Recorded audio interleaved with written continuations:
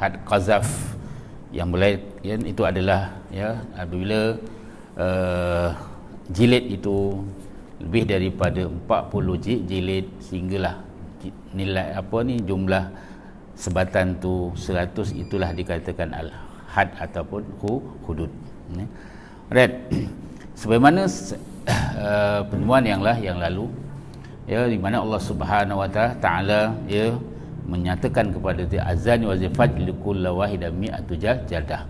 Berzina lelaki dan perempuan naklah dicambuk atau dijilid atau rotan disebat sebanyak 100 kali sebatan atau rotan. Ini sebagaimana telah termaktub di dalam Al-Quran. Maka kita lihat sebagaimana kisah ya seorang Al-Arabi ya, semua timali iaitu orang Arab ya, iaitu seorang Arab ya, dia jumpa Rasulullah SAW supaya menghukumnya dengan kitabullah ya, supaya dia telah melakukan perkara yang melanggar hukum Allah Subhanahu wa taala, diminta dihukum dengan cara perintah Allah Subhanahu wa taala. Kemudian hadis yang lain daripada kisah Al-Ma'iz bin Malik ya, dalam hadis Ma'iz bin Malik telah jumpa atau bertemu dengan Nabi sallallahu alaihi wasallam ya, rayu menyatakan menceritakan kisah beliau ya kepada Nabi sallallahu alaihi wasallam ya, tentang kisah ya perzinaan yang dilakukan ya. Maka Nabi pasal tidak ada saksi ya, dia Ma'iz jumpa Nabi sallallahu alaihi wasallam, katakan Nabi pun kata kepada Ma'iz, kamu ni tak zina pun, kamu hanya mencium seorang. Dia cium je ya. Kemudian dia tak, mungkin kamu setakat apa mengenyit, kenyit je mata ya, atau mungkin kamu pandang je. Sampai tiga pengakuan. Nabi tak nak juga ya, dia kau ginilah tak ya. Sebab dia mengaku diri dia berzina ya. Itu ya, itu berlaku zaman Nabi SAW, itu berlaku. Sekarang saya sebut tempoh terbiasa sebut ya, sekarang undang-undang yang dalam enactment negeri ya, apabila disabitkan ya, jarang disabitkan dia berzina ya. Jadi biasanya kalau dia berzina tapi khalwat dia, jaranglah jarang, kecuali ada pengakuan ya dan sebagainya ya, dah diisbatkan dia ya, maka barulah ditukar ya perundang-undangan dia ya. Tapi masih kekal ya undang-undangnya ataupun hukumannya 356 ya. Sebab 355 tidak dapat dibawa di parlimen ya. Kalau 35 itu dibawa di parlimen, ya akan berlaku 100 kali sebatan, 3,000 jadi 30,000 ya. Tapi masih gagal untuk dilaksanakan kerana tidak ada ya perubahan ataupun penggubalan undang-undang yang dibuat di negara kita ya. Itu di antaranya lah ya, moga-moga akan datang akan berlaku ya, berlaku undang-undang yang ada, yang sedia ada pada hari ini dah tidak adalah 3 tahun ya, 3 tahun penjara, 5,000 denda, 6 kali sebatan ya, 5,000 denda, 6 kali sebatan ya. Itu pun baru sebatan, 6 kali sebatan dah kalang kabut ya. 6 kali sebatan bukan sebatan syar'i ya. Itu sebatan tu tak masuk kepada hukuman hudud, tapi kepada takzir, sebab tak sampai kepada tahap 40 sampai 100 ya. Itu dia ya, itu antara yang berlaku pada hari ini. Tetapi ala qaulil kita melihat kisah Ma'iz ya, jumpa dengan Nabi. Bukanlah kau ni cuma sekadar mencium je ya. Ya, walaupun pada permulaan mencium tu adalah sekal muqaddimah ya, di antara cara-cara, walaupun dalam Allah Ta'ala wala taqrabu zina, jangan hampiri zina. Perkara yang boleh kepada berlakunya zina, iaitu dengan benda-benda yang hampir suatu cara yang boleh menyebabkan berlaku zina, iaitu ciri-ciri yang disebutkan tadi ya. Itu antaranya. Ini kisah ya. Timbul juga soalan, kalau macam itu Nabi pun tak buat. ya, seolah-olah ikut hadis zahir ni Nabi tak buat, ya. Sebab apa pengakuan? Kalau betul sabit, ya, saya kata tipu hari sabit, tak ada masalah, memang akan dilaksanakan. Sebagaimana dikuatkan dengan hadis daripada riwayat daripada Umar, ya, Ibn Khattab, bahawa dalam khutbahnya dia mengatakan, ya, ini khutbah Umar Ibn Khattab dalam satu satu riwayat daripada Ibnu Umar, iaitu Abdullah bin Umar, katakan bahawa Umar Ibn Khattab, ya, bukan Umar Ibn Khattab, ya, dalam khutbahnya dia mengatakan sesungguhnya Allah Ta'ala telah mengutus Muhammad dengan benar dan menurunkan Alkitabnya Al-Quran kepadanya. Ya, kata Sayyidina Umar, Allah Ta'ala nazal Al-Quran ila Muhammad, ya, ila Nabi SAW. Ya, tidak perlu nak diragukan, ya, atau diragui dan sebagainya. Ya, sebagaimana Al-Quran yang ada pada kita hari ini. Andai kata ada golongan katakan Al-Quran ni ada kurang lagi, ya, ada pada itu adalah fahaman yang sesat, iaitu sungguhnya golongan Syiah mengatakan bahawa ada Quran, tak, Quran yang kita baca, yang kita hafal dan anak-anak kita yang dah hafal Quran itu adalah kurang, ada lagi di sisi mereka, itu adalah fahaman-fahaman yang sesat. Ya, dan andai kata orang telis kata bahawa Quran ada perlu ditambah, tetap sesat. Ya, Quran dah selesai, inna nazzalna zikra wa innahu lahafizun. Kata Allah SWT, aku turunkan Quran dan akulah yang jaga Quran. Siapa yang nak jaga? Allah Ta'ala lah. Macam mana? Ada wasilahnya. Ya, wasilah. Nabi dah diwafatkan oleh Allah Subhanahu Wa Ta'ala. Siapa yang tinggal? Ya, para ulama, para hufaz, ya, yang akan meneruskan itu adalah kerja Allah Subhanahu Wa Ta'ala. Allah Ta'ala tentukan, siapa yang nak menjaga Al-Quran, ya, para hufaz yang ada sampailah akhir zaman. Ya, itulah di antara yang akan terus dengan apa? Sebab Allah Ta'ala katakan, aku turunkan Quran dan aku yang akan jaga. Ya, aku jaga Al-Quran. Tidak akan berlaku penyelewengan. Maka satu-satu kitab yang tidak diseleweng hanya Quran. Tapi kitab-kitab lain, Al-Kutubul Munazzal, ataupun istilahnya As-Kutubus Samawiyah, ya, yang tiga yang lain, ya, Taurat, Injil dan Zabur, ya, itu telah diselewengkan oleh golongan-golongan yang ahli kitab telah menyelewengkan kitab-kitab itu dah diselewengkan. Ya, munharifah, Al-Kutubul Munharifah, kitab yang telah diselewengkan, ya, daripada kitab Anajil wal kitab Asfar, ya, Anajil daripada kitab Injil, Asfar daripada kitab Taurat, dan kitab Talmud yang lain, itu telah diselewengkan, ya. Maka sudah barang tentu Al-Quran sampai yaumul kiamah, ya, sebagai Al-Quran hujjatuna, ya, Quran sebagai hujjah kita yang siapa tak mampu untuk tak tahu untuk siapa yang boleh menyelewengkan Al-Quran. Kerana Allah Ta'ala sendiri yang jaga Al-Quran, ya. Andai kata manusia dah tak mau pegang Al-Quran lagi, itu izin Allah Ta'ala punya kuasa, nak serahkan kepada siapa, itu kerja Allah Ta'ala, bukan kerja kita. Kerja kita melaksanakan apa yang Allah Ta'ala perintahkan keseluruhannya, daripada Alhamdulillah sampailah minal jinnati wan nas, ya, iaitu 30 juzuk yang ada dalam Al-Quran, dimulai dengan Fatihah sampai diakhiri dengan surah Nas. Itu di antara Al-Quran Al-Munazzal minallah Subhanahu Wa Ta'ala, dia secara tauqifi, ya, daripada Allah Subhanahu Wa Ta'ala. Tak perlu nak kita nak pertikaikan macam ini Quran ni. Cuma mungkin timbul kat sana cara bacaan saja, ya, cara bacaan saja yang berbeza, kerana kita ada lebih daripada 10 qiraat yang lain, 7 muttafaq dan juga tambahan lain adalah mukhtalaf, ya, ittifaq yang disepakati dan juga yang berbeza. Itu di antara, iaitu yang mengatakan qiraatu sab'ah, bacaan 7 cara bacaan Al-Quran. Tapi tulisannya tak berubah. Kalau bacaan qalun, ya, bacaan qalun daripada ma kita bacaan cara hafaz anak Asim baca maliki, ya, itu dua harakat. Tapi kalau bacaan daripada riwayat Warash atau riwayat qalun pendek je, iaitu pendek je, maliki yaumiddin, ya. Kita nak salahkan macam mana? Tak salah, memang tak berubah. cuma salah secara sebutan saja yang berbeza, maknanya tidak berubah. Ya, contohnya dalam Quran kata muddakir. Ya. Ada perkataan muddakir, ya. Ya, dalam surah Mudassir salah di sana ada disebut perkataan fil muddakir. Asal Qurannya mustakir.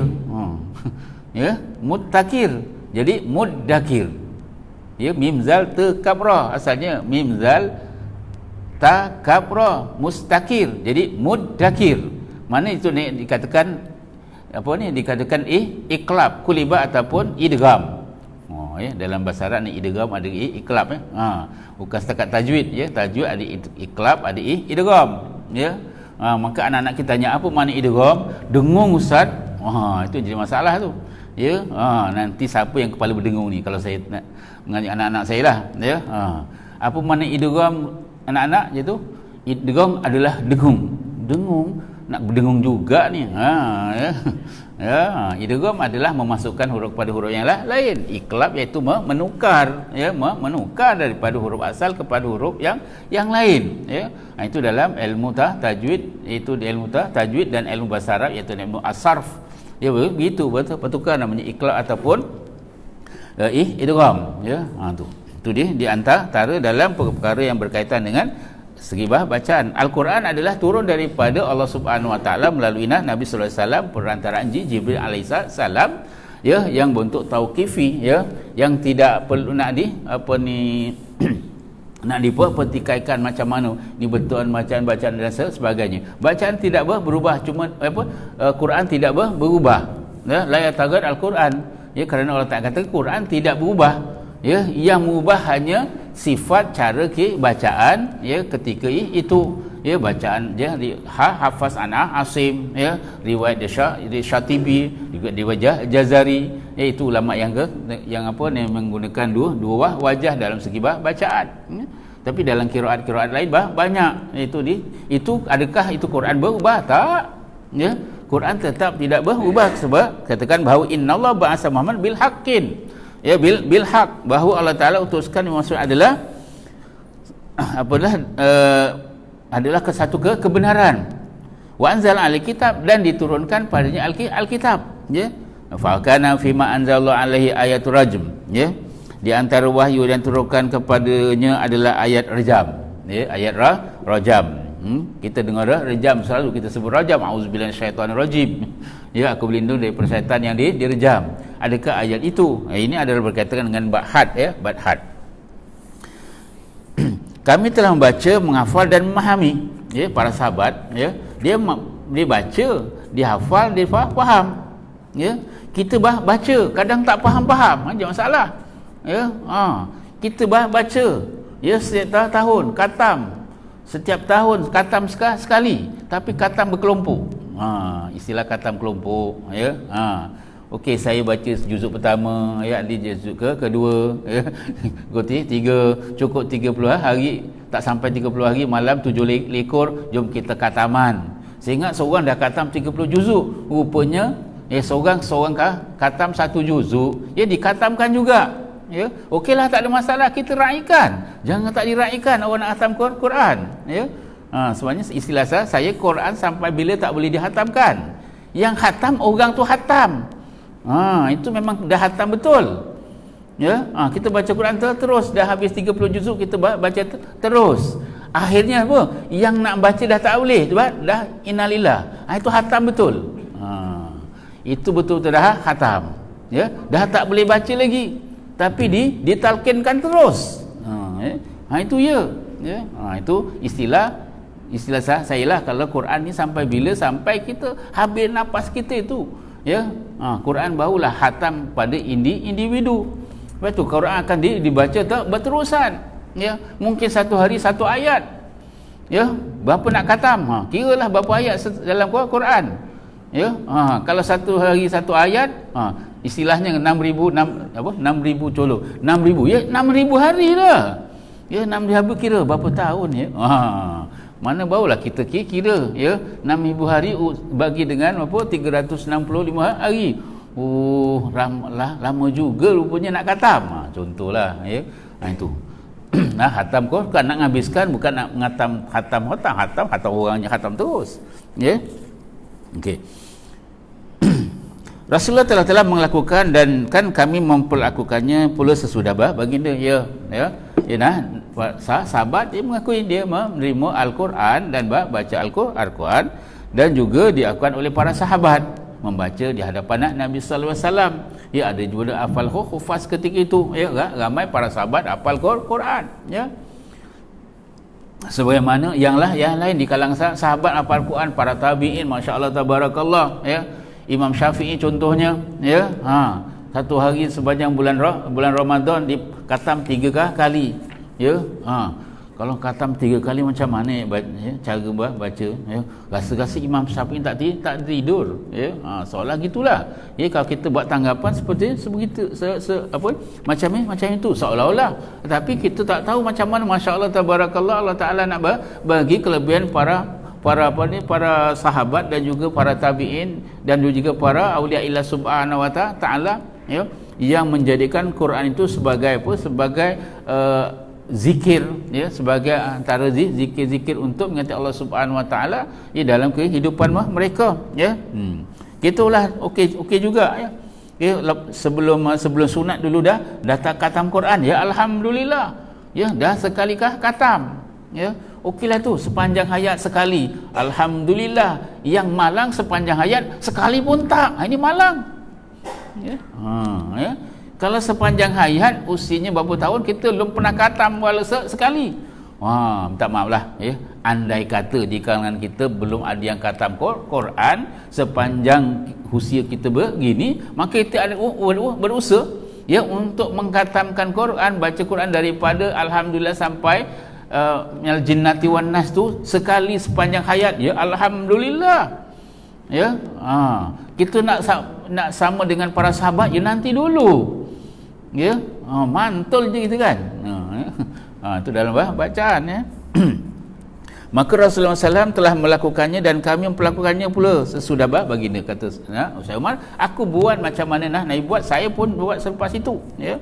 Namun aku rasa khawatir, ya, risau, ya. Para sahabat dulu, ya, 1400 tahun dah ada kerisauan dah, ya, boleh tak boleh terlaksanakan ni, ya. Kata saya Umar, namun aku rasa khawatir apabila telah berlalu masa yang cukup lama. Ya, masa yang begitu panjang, betul. Masa yang panjang itulah masa kita hari ini. Ya, masa kita hari ini. Yang cukup lama nanti di antara orang ada yang mengatakan kami tidak menemu ayat rejam di dalam kitabullah. Lah, itu lebih bingung tu. Ya. Ya, tak jumpa ayat rejam dalam Al-Quran. Ini bingung namanya tu, ya. Confirm belum khatam Quran tu, tak jumpa. Soalan macam itulah, ya. Akhirnya mereka menjadi sesat kerana meninggalkan salah satu daripada hukum fardu yang telah diturunkan oleh Allah Subhanahu wa taala. Ya? Maka kat situ, ya, saya nak mengatakan bahawa apabila masa yang begitulah lama manusia meninggalkan ayat-ayat hukum-hukum yang berkaitan dengan rajam, ya, dengan rajam tu, ya, maka Allah Subhanahu wa taala takut, ya, mana satu menjadi sesat, manusia akan menjadi sesat kerana meninggalkan satu ayat min ayatillah Subhanahu wa taala. Kita berapa banyak yang kita tinggalkan hari ini, ya? Berapa banyak ayat Quran yang kita, hukum-hukum Quran yang kita tinggalkan hari ini, ya, begitu banyak. Kalau istilah 6000 ayat dalam Al-Quran, ya, kalau satu ayat kita tinggalkan, ya Allah, sesat. Satu ayat kita tinggalkan, contohlah kita baca Fatihah macam kes di Selangor tempoh hari kan, ya, tinggalkan apa, ihdinas siratal mustaqim ghairil maghdub, terus ujung kan, satu ayat itu tinggal, seorang pun tak ada yang mengingatkan. Sama wallahu alam lah, mungkin saya sama ada diubah ke tidak tahu lah, wallahu alam lah. Contohlah sebagai contoh, ya, andai kata satu ayat daripada Al-Fatihah itu tertinggal ketika solat, ya, maka sudah barang tentu solat itu, ya, tidak sah, ataupun rakaat pertama, kalau rakaat pertama tu tak tak tinggalkan Fatihah, seorang pun tak ingatnya dah nak salam, ya tertinggal tak tu Fatihah, ya tambah satu rakaat sebab rakaat pertama sudah tidak dikira, ya. Begitu sekali tinggal satu Fatihah, satu ayat dari Fatihah pun dah.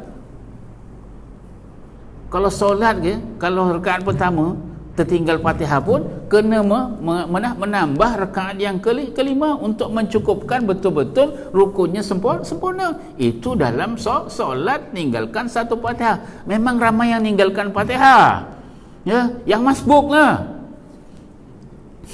ya, yang masbuk memang tinggalkan Fatihah, ya, sampai masjid imam dah rukuk baca Fatihah juga, ya tak payah tinggal terus lah. Itu sukun imam, itu memang confirm. Kenapa tak baca Fatihah? Aku masbuk, ada hujahnya, ya. Hujah kenapa tak baca Fatihah? Tak sah lah ni. La solata liman la yaqra'u Fatihah. Tak sah solat kalau tak ada baca Fatihah.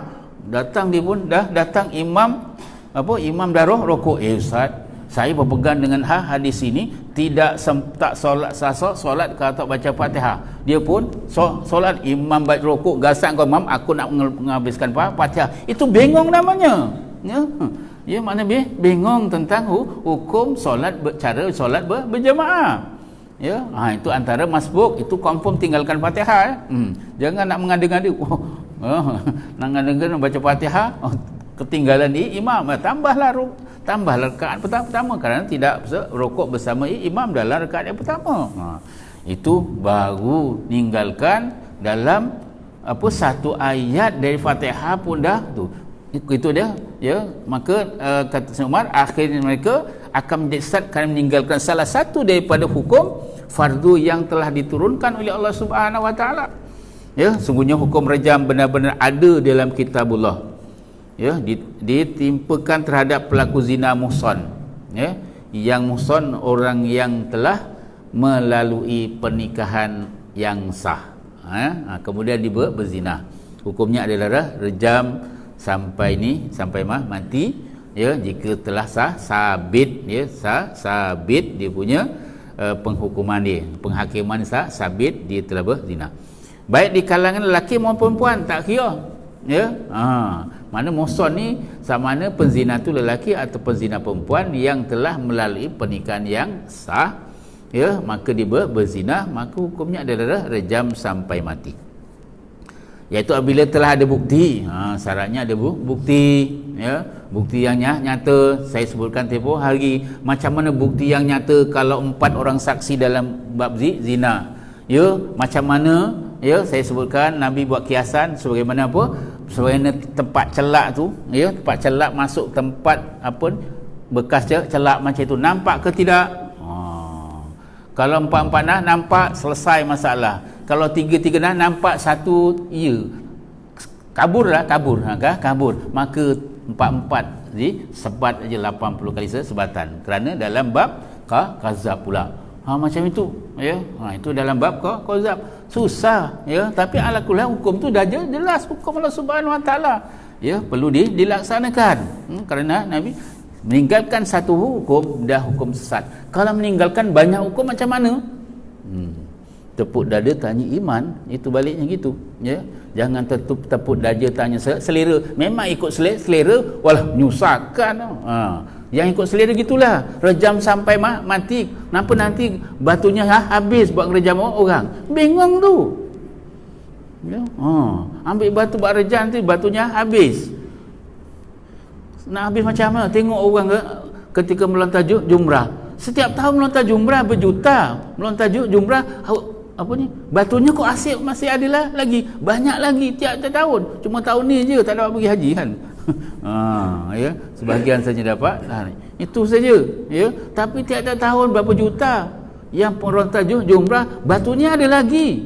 Ya, ini istilah kalau rejam pakai batunya boleh habis. Siapa punya batu? Dunia ni siapa punya? Sebab akal, menggunakan akal, tapi tak ada akal. Kalau buat statement tu tak berakal. Kalau tak berakal kan kategori orang tak betul lah. Senang je, ya.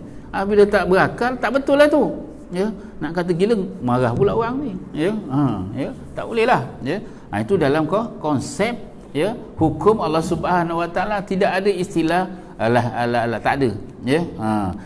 Sam'an wa ta'atan, sama dengar dan kita taat, cuma pelaksananya bergantung pada, ya, keadaan sebagaimana yang berlaku, ya, sebagaimana yang berlaku dekat di Aceh dulu saya sebut, ya, nak sebat 10 kali, ya, 40 sebatan, ya, atau hukum sebat. Orang bukan ni Islam nak masuk penjara kat minta sebat, minta disebat, minta disebat daripada duduk penjara, contohnya 3 tahun duduk penjara, baik sekali sebat. Kalau 10 kali 40 sebatan pun lepas tu dibebaskan, boleh bekerja. Kalau duduk dalam, memanglah duduk dalam. Kalau 3 tahun memanglah makan apa, makan tanggung, ya, buang air cangkung, memang betul, tapi duduk dalam, ya, duduk dalam penjara, memanglah tak kerja. Mana tak kerja? Banduan dalam pun bekerja bukan tak kerja, cuma gajinya satu hari RM1. Sanggup tak sanggup, ya. Kata sahabat dulu katanya baru satu hari 20 sen dululah, tak tahu sekarang kata satu hari RM1 dia punya upahnya. Kalau satu hari upahnya RM30 dia dapat RM1, ya. Tapi mual jugalah, ada juga upahnya walau duduk dalam, mual juga duduk dalam. Siapa yang sanggup nak duduk dalam, ya.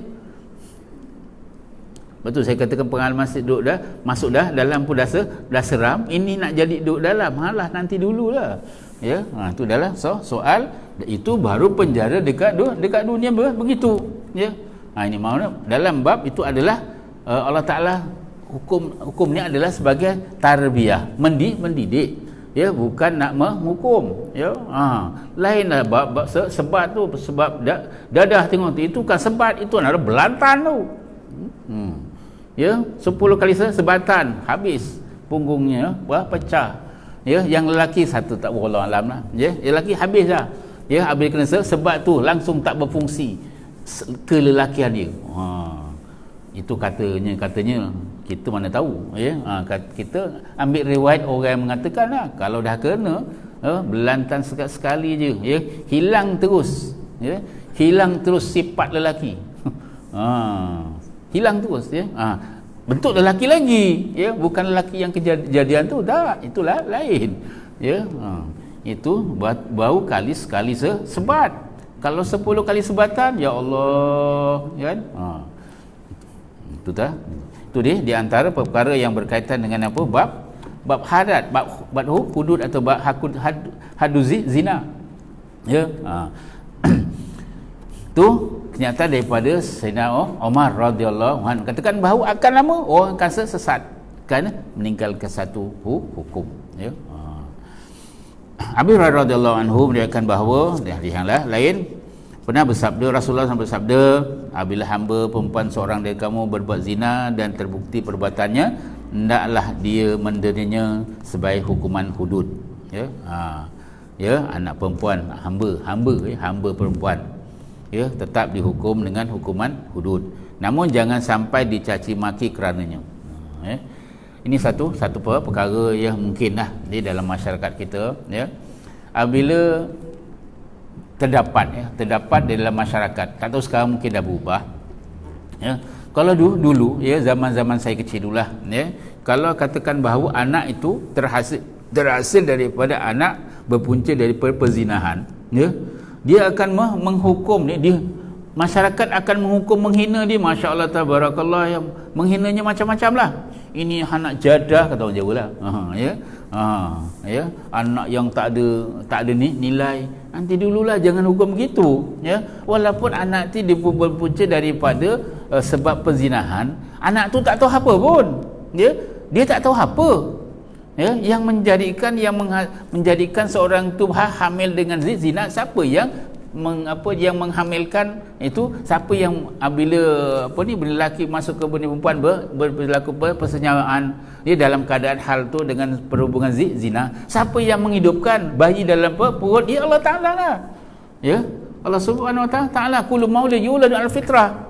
Setiap anak yang lahir walau dalam apa juga keadaan, sama dengan perhubungan yang sahih, yang sah, ataupun perhubungan yang yang haram, tetap anak tu dalam keadaan bersih. Kullu maulud yuladu ala fitrah. Setiap anak yang lahir daripada seorang rahim ibu dalam keadaan fitrah, suci, ya, suci, tak ada istilah tu. Cuma nanti, ya, kalau anak perempuan, masalah apabila nak bernikah pula nanti. Siapa walinya? Ya, wali hakim. Siapa kalau dekat sini? Itulah yang jawab, yang bercakap, ya. Ya, wakil sultan, wali hakim. Jadi lakulah jadi walinya. Ya, ya, juru nikah jadi wali hakim kepada anak yang tak sah taraf. Bahasanya cantik, anak tak sah taraf, kan cantik bahasanya tu, ya. Walaupun kalau dulu anak jadah, kalau Jawa lah, ya, iaitu anak zina tu, ya, bahasanya kan kasar, tapi gunakan bahasa yang tu. Sebab apa? Kerana Allah Ta'ala katakan bahawa anak yang lahir walaupun dalam apa juga punca, tetap anak tu dalam keadaan fitrah, ya, suci, tak perlu kita nak menghina dan sebagainya. Itu masyarakat dululah. Masyarakat sekarang alhamdulillah, ya. Tapi oleh kerana kurang peka, tiap tahun merocol aja, ya, merocol anak zina ni. Tak maaf lah bahasa kasarnya, ya. Bahasa Jerman gitulah, ya. Ada sempena tertentu, cukup 9 bulan timbul anak dekat tong sana, timbul anak dekat tepi sungai, tepi bila air, ya. Ini jadi masalah, ya. Masalah dalam masyarakat kita apabila ini berlaku, ya.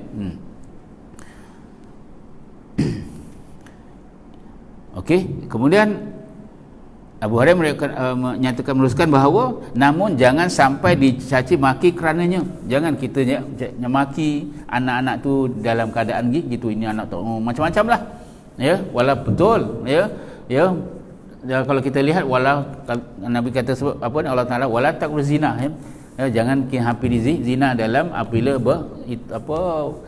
punca-punca yang boleh membawa ke zina kena jauhi. Apa juga tak salah, ya. Kenapa? Kemudian jika terbukti lagi melakukannya, hendaklah dia menderanya, ya, di hudud hukum. Laksanakan sah, mana isat sah, sabit, ya, sabit penyaksian, ya, sabit pengikraran, ya, diikrar sabit, hakim mengatakan ya, pengakuan kita terima dia berzina, hal keadaan dia masih belum pernah melakukan pernikahan yang sah. Okey, 100 kali sebatan. Hakim yang menentukan, bukan kita yang menyebat. Hakim yang menentukan, hakim menjatuhkan hukuman, kemudian ada tu tukangnya menyebat, tukang yang jilid tu, ya. Lantiklah sesiapa di kalangan pemerintah yang akan melantik.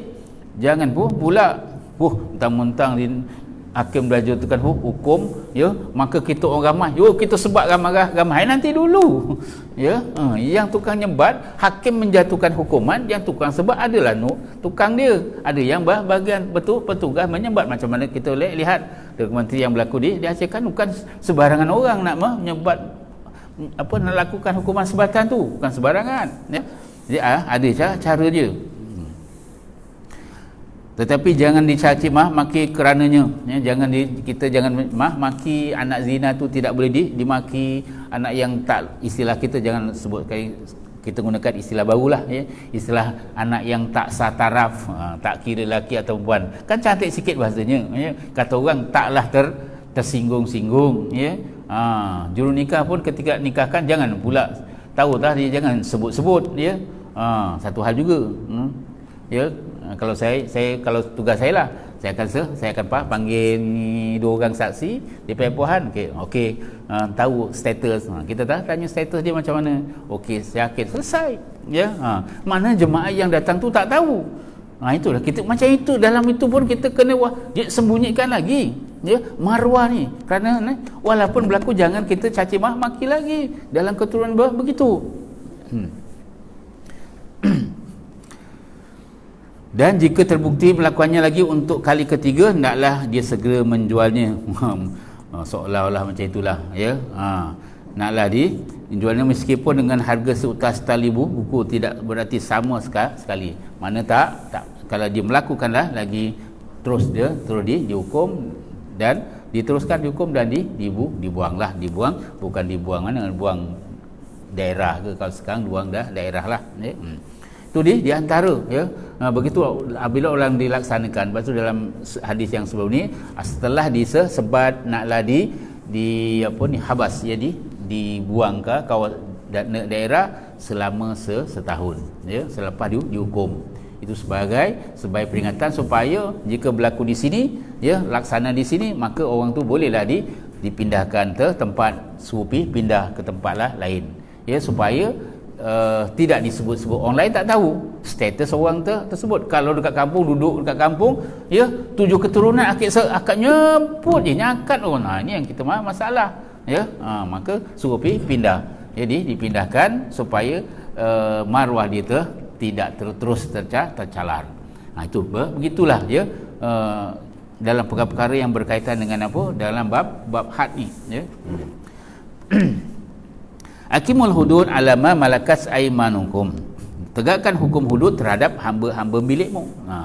Hamba sahaya, ya, melakukan pun kena hukum, ya. Tidak ada kompromi, tak apalah, tolak ansur, ya. Mana tolak ansur? Sebab tolak ansur kita gelongsor ni, ya. Sebab tolak ansur lah kita terus jauh daripada hukuman yang berlaku. Imran bin Ibn Husain telah menceritakan bahawa seorang wanita dari Bani Ajuhainah bertemu dengan Nabi SAW dalam keadaan hamil kerana zina. Seorang perempuan jumpa Nabi, dia hamil punca daripada zina. Lalu wanita berkata, wahai Nabi, ya Rasulullah, ya, wahai Nabi, sungguhnya aku telah melakukan perbuatan yang mengharuskan diriku dikenal hukuman hudud. Dia pengakuan dia, aku hamil ni kerana zina. Laksanakan, bersihkan diriku. Maka tegakkan hukum itu kepadaku. Dia minta, seorang wanita minta. Kenapa minta? Sebab dia ada iman, ya. Kalau dekat dunia dah laksana, di akhirat mungkin selesai. Tapi kalau duka tak laksana, macam mana, ya? Ya Allah, ya, siksaan dekat akhirat lebih dahsyat daripada siksaan dekat dunia.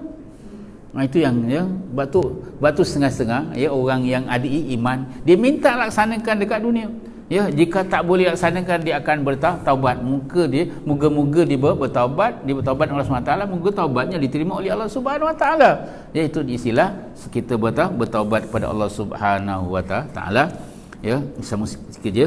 Kemudian lalu Rasulullah manggil walinya, dia bersabda, perlakukan dia dengan baik apabila telah bersalin, bahawa biar jaga betul-betul. Dia dah sampai dia bersalin, datang lagi jumpa aku. Lalu wali wanita melakukannya. Setelah wanita setelah wanita itu, kerana maka tubuhnya diikat dengan pakaian dipakai setelah dah lama setelah dia bersalin, ya. Tak bersalin, jumpa Nabi. Kemudian baginda memerintah agar dibawa keluar, lalu dia direjam, ya. Kemudian baru dilaksanakan rejam, ya. Tapi dalam selepas bersalin, dalam riwayat lain lepas bersalin, kemudian tangguh lagi sebab masih menyusukan bayi. Dah kalau nyusu wal walidati yurdi aulan haulain kamilaini, ya, anak bayi yang lahir tu naklah disusukan selama 2 tahun. Kalau ikut tu dah bersalin, tunda lagi 2 tahun, ya. Kemudian dah 2 tahun dia dah dipisah dah disapih. Sapih bahasa Jawa ni, sapih, ya. Dah putus, dah tak disusukan lagi lah maksudnya, ya. Barulah dilaksanakan, ya. Patra yang panjang, ya. Kalau ada kes-kes kami di sini kan, kalau kes yang kes-kes yang berlaku, biasanya nikah dulu, lepas tu habis bersalin dipanggil ke bahagian pendakwaan untuk didakwa selepas bersalin, ya. Kadang hakim okeylah, susukan dulu, lepas tu baru dibuat dakwaan balik di mahkamah.